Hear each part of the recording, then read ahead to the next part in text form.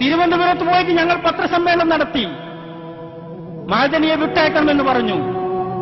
അത് പിടിച്ചുകൊടുത്തവർ, പിടിക്കാൻ കൂട്ടുനിന്നവർ ഒക്കെ ഇപ്പൊ മഅദനിക്ക് വേണ്ടി കരയുന്നത് ജോലിയിലാണിപ്പോ.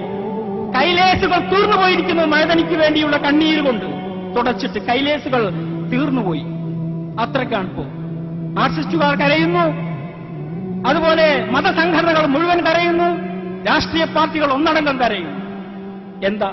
ഞങ്ങൾ മഅദനിയുടെ കേസ് ഏറ്റെടുത്തു. ഞാൻ പറയുന്നു, ഞങ്ങൾ മഅദനിയുടെ കേസ് ഏറ്റെടുത്തു. NDF ഏറ്റെടുത്തു കേസ്. നിഷേധിക്കാൻ കഴിയുമോ നിങ്ങൾക്ക്?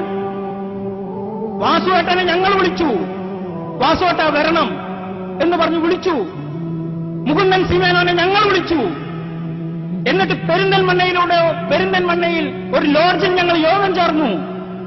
ഒരൊറ്റ മുസ്ലിം സംഘടനയുടെ നേതാക്കന്മാരും ഈ യോഗത്തിൽ പങ്കെടുത്തില്ല. ഇന്ന് ഈ കരയുന്ന ഒരൊറ്റനെയും ഞങ്ങൾ അവിടെ കണ്ടില്ല. ഞങ്ങൾ എന്നിട്ട് ആ കേസ് ഞങ്ങൾ നടത്തി. ഇത്രയും വരെ എത്തി. വിചാരണ കഴിഞ്ഞു. ഇനി വിധി പറയാൻ മാറ്റിവെച്ചിരിക്കുന്നു. കേസ് നടത്തിയത് മഅദനി നിയമസഹായ സമിതിയാണ്. മഅദനിക്കും മറ്റ് എട്ട് കേരളത്തിൽ നിന്ന് പോയ ആളുകൾക്കും, അതിൽ ഹിന്ദുക്കളുണ്ട്, മുസ്ലിങ്ങളുണ്ട്, എല്ലാവരും ഉണ്ട്. ഞങ്ങൾ കേസ് ഏറ്റെടുത്ത് നടത്തി. ഇതാണോ ഞങ്ങൾ മുസ്ലിം സമുദായത്തോട് ചെയ്ത തെറ്റ്? ഇതിനാണോ നിങ്ങൾ കൂട്ടം കൂടി നിന്നുകൊണ്ട് NDF-കാരെ കല്ലെറിയുന്നത്? ഇതൊരു തിരൂരോ NDF-മായി ബന്ധപ്പെടുത്തുന്ന പ്രശ്നമല്ല എന്ന് നിങ്ങൾ മനസ്സിലാക്കണം. ഇത് ഇന്ത്യൻ മുസ്ലിങ്ങളുടെ ജീവന്റെയും മരണത്തിന്റെയും